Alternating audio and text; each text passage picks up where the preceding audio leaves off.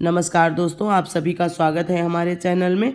आज हम आपको एक बड़ी मज़ेदार कहानी सुनाएंगे जिसका शीर्षक है ऊंट और सियार। ये कहानी बहुत प्रसिद्ध है, ये सैकड़ों सालों से सुनाई जा रही है। ये सबने बचपन में कहीं न कहीं अपने दादा दादी, नाना नानी या परदादा दादी से सुनी है। शायद उनके भी माँ पापा ने उनको ये कहानी सुनाई होगी।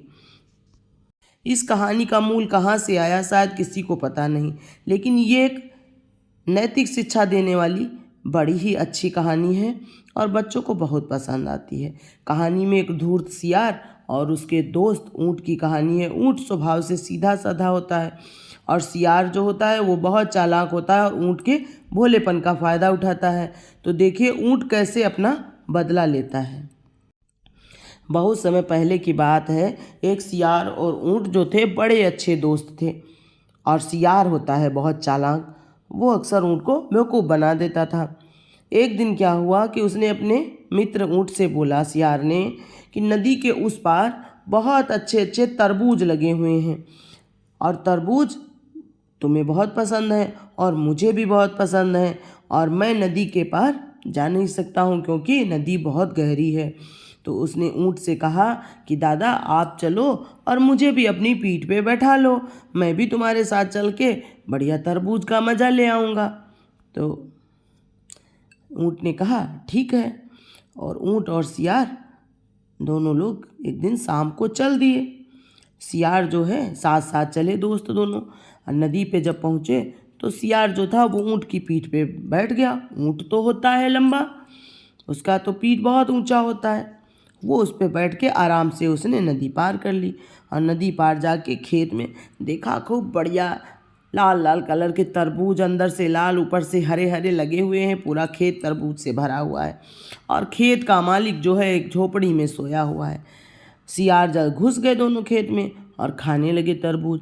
सियार तो होता है छोटा सा, उसका पेट उसने एक तरबूज खाया भर गया। मारी डकार उसने कहा दादा मेरा पेट तो भर गया। सियार बोला भाई अभी मैं तो भूखा हूँ, अभी मुझे खाने दो।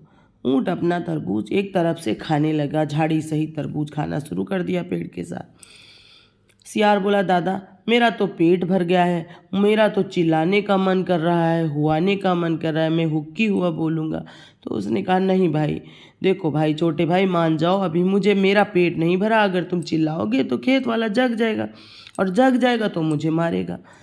तो सियार जो था वो बड़ा दुष्ट प्रवृत्ति का था।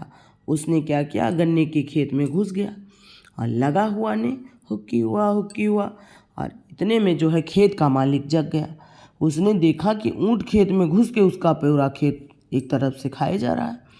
उसके हाथ में डंडा था और उस डंडे से उसने ऊँट की खूब पिटाई की, खूब धुनाई की।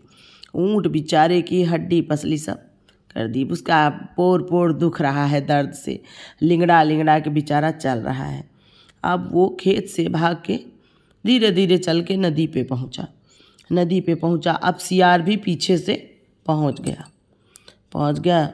तो ऊँट ने कहा तुमने अच्छा नहीं किया मेरी पिटाई करवा के। सियार बोले क्या करूं दादा, मैंने आपकी पिटाई थोड़े न की है, मेरा तो जो है चिल्लाने का मन था, मैं खाना खाने के बाद हमेशा चिल्लाता हूं, मैं इसीलिए मैं हुआने लगा और जैसे हुआया तो खेत का मालिक जग गया, अब इसमें मेरी कोई गलती नहीं। ऊँट ने कहा अच्छा भाई ठीक है। तो सियार बोला दादा मैं नदी कैसे पार करूँगा, मुझे बैठा लो। ऊँट बोला ठीक है हम तो हैं ही, कोई बात नहीं आपको नदी पार करा देंगे। तो ऊँट ने कहा बैठ जाओ मेरी पीठ पे। उसकी पीठ में बैठ गया। नदी बहुत गहरी थी। जैसे ही ऊँट बीचों बीच धार में पहुंचा नदी में, तो उसने एक बार ऐसे पलथा मारा चारों तरफ को। तो सियार बोला दादा यार क्या कर रहे हो, मैं गिर जाऊंगा, तुम्हें पता है ना मुझे तैरना नहीं आता।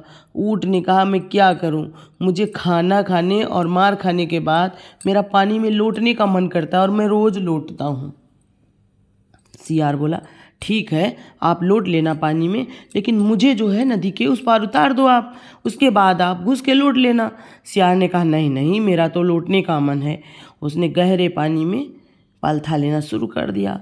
अब सियार बेचारा कब से पानी में गिर के डूब गया और चालबाज सियार को अपने किए की सज़ा मिल गई।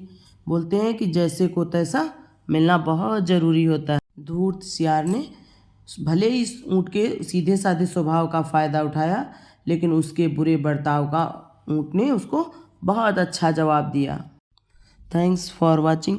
कहानी अच्छी लगे तो लाइक करें, सब्सक्राइब करें और फैमिली फ्रेंड के साथ शेयर करें।